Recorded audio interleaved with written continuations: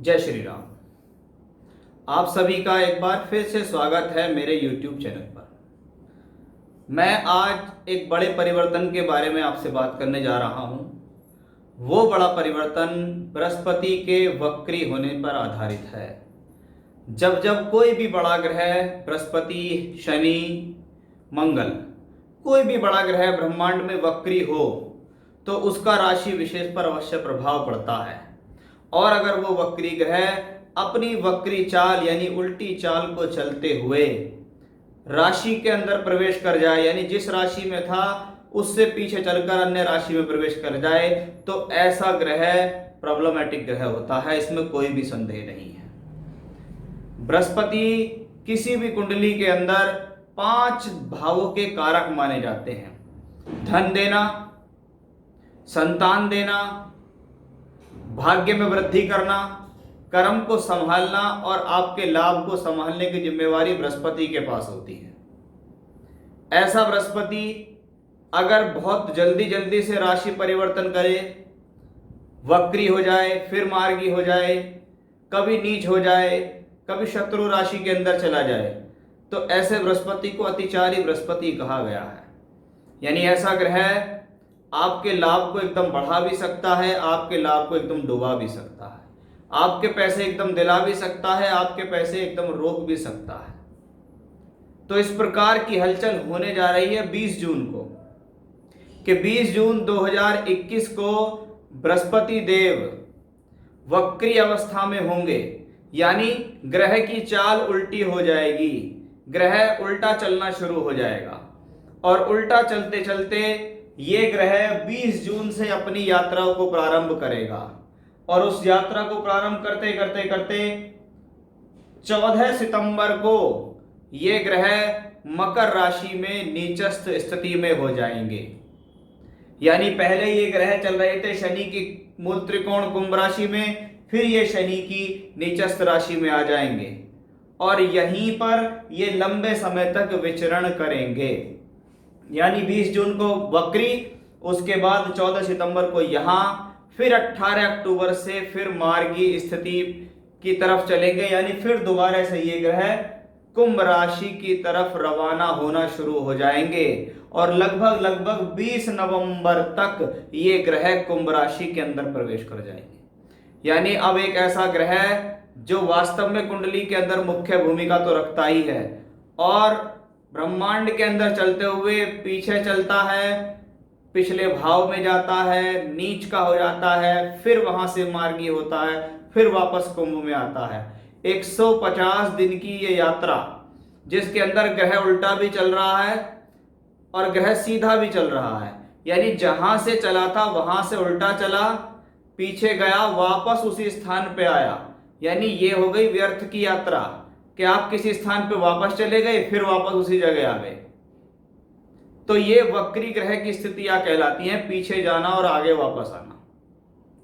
अब अधिकतर ये देखा जाता है कि वक्री ग्रह जब जब इस तरीके से मूवमेंट करें तो जरूर पिछले समय में आपके द्वारा कोई कार्य ऐसा है जो अधूरा है, छूट गया है, उसकी पूर्ति करने के लिए भी ऐसा ग्रह माना जाता है। क्योंकि बृहस्पति सबसे ज्यादा मुख्य ग्रह है। किसी भी गोचर का प्रभाव व्यक्ति विशेष के ऊपर, क्योंकि यहां मैं जो आपसे बात करने जा रहा हूं वो मेष राशि मेष लगन के बारे में बात करने जा रहा हूं कि मेष राशि मेष लगन से बृहस्पति का ये जो ट्रांजिट है ये व्यक्ति विशेष को बहुत हद तक प्रभावित करेगा। अगर आपको कहीं ना कहीं बृहस्पति की महादशा, अंतर या प्रत्यंतर भी चल रही है, क्योंकि बृहस्पति की प्रत्यंतर भी अच्छी खासे समय की होती है, तो आप समझ लीजिएगा इस गोचर का परिवर्तन मुख्यतः आप लोगों के लिए ही है। आप लोगों के लिए ही है ये परिवर्तन। उसको आप ध्यान से अवश्य देखें कि भाई मेरे को तो दशा अंतरदशा भी इसकी चल रही है और ग्रह का परिवर्तन भी हो गया, तो मेरे लिए ये कैसा रहने वाला है। तो उसके बारे में मैं यहाँ विस्तृत रूप से आपसे चर्चा करूंगा, बताऊंगा क्या अच्छा है, क्या बुरा, क्या सावधानी आपको इस दौरान रखनी चाहिए। जब कोई ऐसा मुख्य ग्रह जो अब तक आपकी राशि से एकादश यानी लाभ भाव में चल रहा है, यानी इस ग्रह ने जिम्मेवारी ली है आपको लाभ देने की, सोर्स ऑफ इनकम दिलाने की, ये ग्रह आपकी राशि से भाग्य स्थान का मालिक है और लाभ भाव में चल रहा है, यानी भाग्य के भरोसे लाभ मिल रहा है। परिस्थितियां कैसी भी हैं, पैसे का इंतजाम कहीं ना कहीं से हो ही जाता है, इसमें कोई भी संदेह नहीं है। ये बृहस्पति अपने आप में बेहतर है।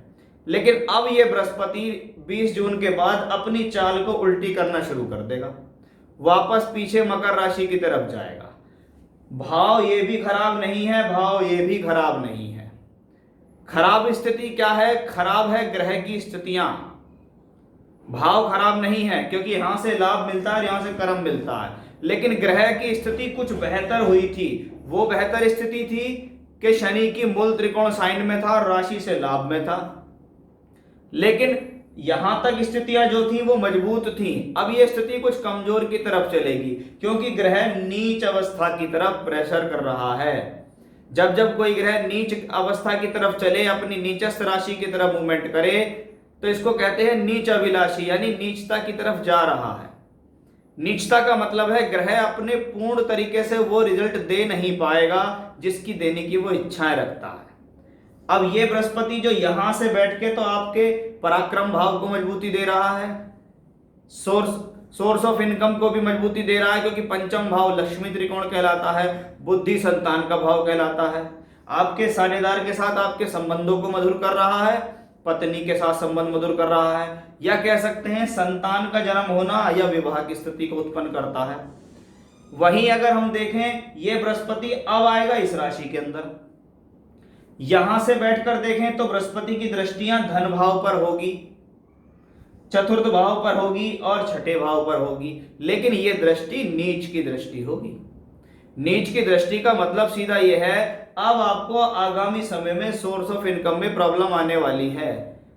जो बेहतर तरीके से आपका पैसे का फ्लो चल रहा था, वो पैसे का फ्लो कुछ तंग हो जाएगा, कुछ परेशानी से पैसा आएगा, कुछ रुकावट के साथ पैसा आएगा, क्योंकि ऐसा ग्रह पिछले घर की तरफ आ गया है।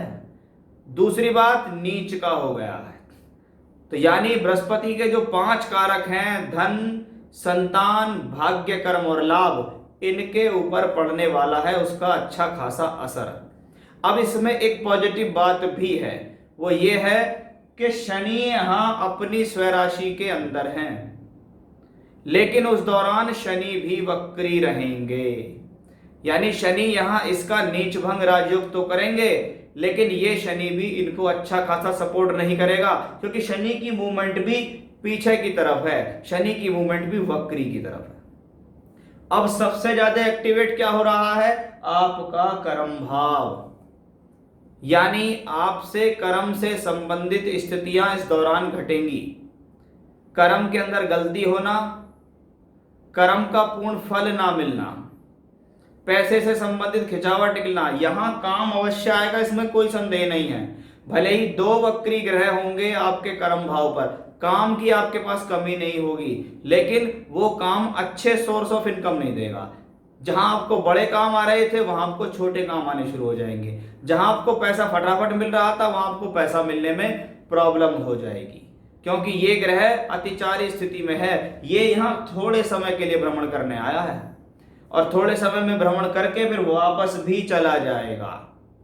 तो उस प्रकार का कहने को तो ये राजयोग हुआ, क्योंकि आपका भाग्य, कर्म और लाभ का मालिक आपके दशम भाव में चल रहा वक्री स्थिति में। वक्री ग्रह रिजल्ट देने में देर कर सकता है, किसी भी चीज को रिपीट कर सकता है, लेकिन वक्री ग्रह सदैव शक्तिशाली होता है, इसमें कोई भी संदेह नहीं है। क्योंकि ग्रह कब वक्री होते हैं? जब वो सूर्य की आभाओं से दूर होते हैं। सब शास्त्रों में अलग लिखा है कि वक्री ग्रह शक्त है, शक्तिशाली है। क्यों? क्योंकि षड्बल के अंदर उसके अंदर चेष्टा बल मिलता है वक्री ग्रह को। मैंने वक्री ग्रह पर बहुत सारे वीडियोस बनाए हुए हैं, आप मेरे चैनल पर देख सकते हैं जाके कि आखिर वक्री ग्रह है क्या, कैसे बिहेव करता है। वक्री ग्रह में घटनाएं सडन देखी जाती हैं, अचानक से आपको घटनाएं होंगी, अचानक से आपको काम मिलेगा, अचानक से आपको पैसा मिलेगा। एक स्थिति ऐसी लगेगी बिल्कुल काम बंद हो गया, ना काम आ रहा है, ना ऑर्डर आ रहा है, ना पैसे आ रहे हैं, फिर एकदम अचानक से आपको काम भी आना शुरू होगा।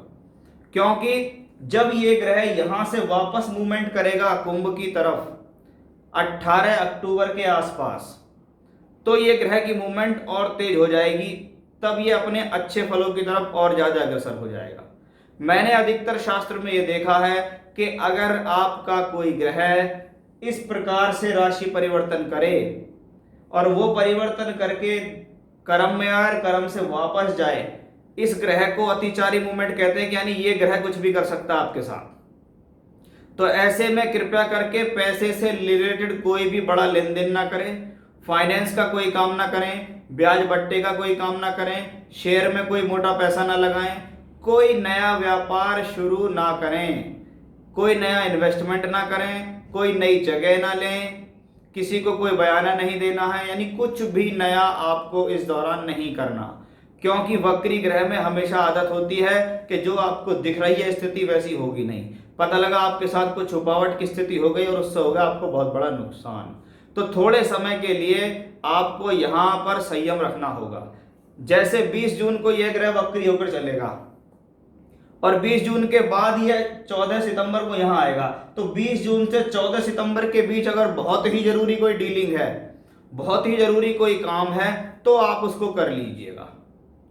लेकिन जब यह ग्रह नीचस्थ अवस्था में यहाँ आ जाए वक्री होता हुआ और दशम का मालिक भी वक्री हो रहा है इस समय पे, तब आप उस प्रकार की कोई डीलिंग ना करें। फिर आप इंतजार करें 18 अक्टूबर का कि 18 अक्टूबर के बाद ये ग्रह जब यहां से निकल के यहां पहुंच जाएगा और 20 नवंबर को इस राशि में एंट्री करेगा, तब जाके आप इस काम को करिएगा। तो आप ये देखिएगा कि 20 जून से 20 नवंबर तक का ये सफर है इस ग्रह का, जो 150 दिन में पूरा होगा। कह क्या रहा है वो? लाभ और कर्म से रिलेटेड घटनाएं आज जीवन में घटेंगी, लाभ भी मिलेगा, कर्म भी होगा, लेकिन बहुत सावधानी से आपको निर्णय लेने होंगे, क्योंकि इस प्रकार से चलता हुआ ग्रह नुकसान भी दे जाता है। और अगर आपकी दशांतर दशा बृहस्पति की है, बृहस्पति का संबंध खराब स्थानों से बना हुआ है, तो आपको और ज्यादा सचेत हो जाना चाहिए, क्योंकि ये वो समय है जो आपको उकसाएगा, आपके भीतर स्थिति देगा करे नहीं बहुत बढ़िया काम होने वाला है, ये तो बहुत मोटा पैसे का काम दिखाई दे रहा है, इसको तो मैं कर ही लूंगा।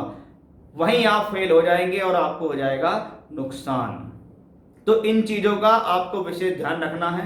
मेष राशि मेष लगन वालों के लिए मैं यही कहना चाहूंगा कि ये जो ट्रांजिट है ये आपके लिए कोई खराब ट्रांजिट नहीं है, लेकिन जब मूवमेंट इस प्रकार की हो कि जल्दी जल्दी आना जाने ग्रह का हो, तो आपको थोड़ा सोच समझकर निर्णय लेने होंगे, नहीं तो नुकसान तैयार है, फिर आप उसके स्वयं जिम्मेवार होंगे।